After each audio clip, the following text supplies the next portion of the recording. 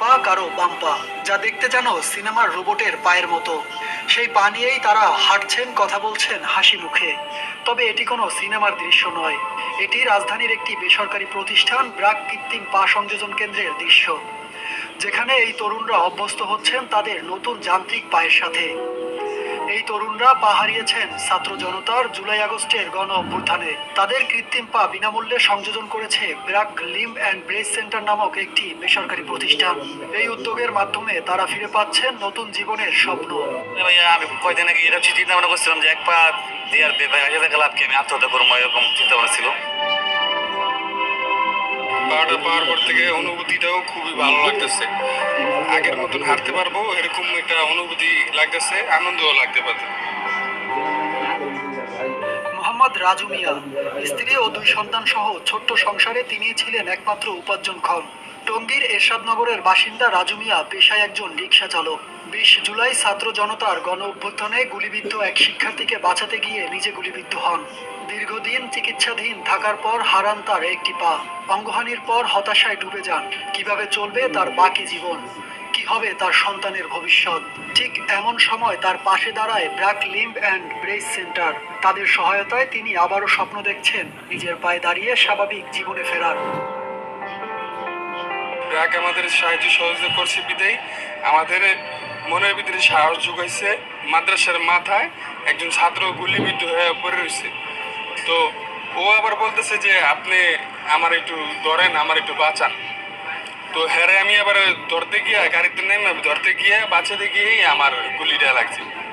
যে সরকারে যে ঘোষণা দিছে এই আর্থিক দিয়ে আমাদের কি হবে, এই আর্থিক একদিনও শেষ হয়ে যেতে 10 দিনও শেষ হয়ে যেতে বললাম আমরা এটা একটু কর্মস্থান করে দিলে আমাদের পয়পোলা করলে আমরা সবসময় আমরা চলে ফিরে হাসি খুশি দিয়ে খাইতে পারবো।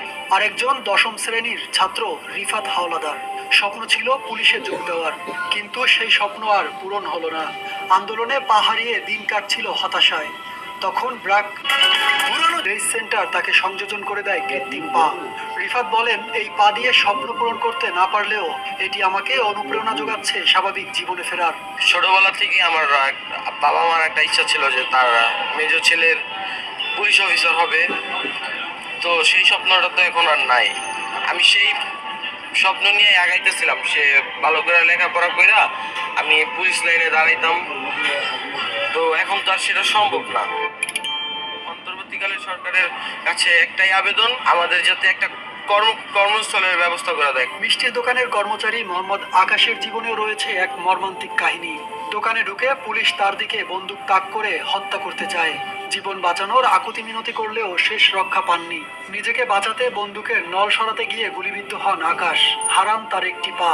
জীবন বাঁচলেও তার পা আর ফিরে আসেনি। পুলিশ আমার দোকানের ভিতরে ঢুকা শাটার উঠাইয়া আমার বুকে মনে তাক করে রাখছে। তো নাকি গুলি মারিয়ে দিবে আমি শিউরা ছিলাম। আমার দোকানের ভিতরে তো মানে কোনো জায়গায় দৌড় দেওয়ার জায়গা নাই, একটা একটা সাহস জোগাড় উঠেছে। এই বন্দুক থেকে পা আগে 1 হাত দূরত্ব, এর মধ্যে আমাকে একবারে কাছ থেকে গুলি মারছে। পরিবারের যে একটা স্বপ্ন ছিল আমাকে নিয়ে, বা আমার যে একটা স্বপ্ন ছিল, সবগুলো স্বপ্ন একটা পুলিশের গুলিতে একটা ভেঙে গেছে। এর পরিবারের কাছে একটা বোঝা, সমাজের কাছে একটা বোঝা, এটা আসলে অনেক খারাপ। যেন আমরা যেন অবহেলিত না হই এই বিষয়ে যে করে দেয়। সহিংসতায় হাত পা হারানো এমন 27 জনকে বিনামূল্যে কৃত্রিম অঙ্গ সংযোজন করে দিচ্ছে BRAC limb and brace centre. প্রাথমিকভাবে 8 জনকে উন্নত প্রযুক্তির কৃত্রিম পা সংযোজনের পর প্রশিক্ষণ দেওয়া হচ্ছে, যাতে তারা এই পা ব্যবহার করে স্বাভাবিক জীবনে ফিরে যেতে পারে। আমরা মোট 27 জনের লিস্ট করি একটা, সেই লিস্টের থেকে প্রথম ধাপে আমরা 8 জনকে ডেকে আনি এখানে। তো তাদের মধ্যে 5 জনের অলরেডি পা সেট করা হয়েছে, আর 3 জন তাদের পাটা এখনো রেডি হয়নি, এজন্য অপেক্ষা করছে আর কি। এরা যে পা লাগানো হয়, এটা আমাদের মূলত এই প্রশিক্ষণটা পা লাগানোর পরে 2 সপ্তাহ সাধারণত ধরা হয়, কিন্তু এরা যারা আহত হয়ে আসছে তারা তো খুবই অ্যাক্টিভ পারসন। তারা কোনো পা লাগানোর পরে বেশি সময় লাগে না তাদের হাঁটা শিখতে, তারা খুব দ্রুত ব্যালেন্স করে ফেলতেছে। তো আমার মনে হয় ওনারা খুব দ্রুতই তাদের স্বাভাবিক কাজকর্ম এবং এগুলা করতে পারবে। এই তরুণেরা এখন আবারও স্বপ্ন দেখছেন নতুন জীবনের, যেখানে তাদের যান্ত্রিক পাই হবে তাদের চলার শক্তি। হারিয়ে যাওয়া পা আর ফিরে পাওয়া সম্ভব নয়, তারপরেও কৃত্রিম পা নিয়ে স্বপ্ন দেখছেন স্বপ্নবাজ এই তরুণেরা। কারো নিয়ে বেঁচে থাকতে চান না তারা চান স্থায়ী কর্মসংস্থান। সাকিব হাওলাদার।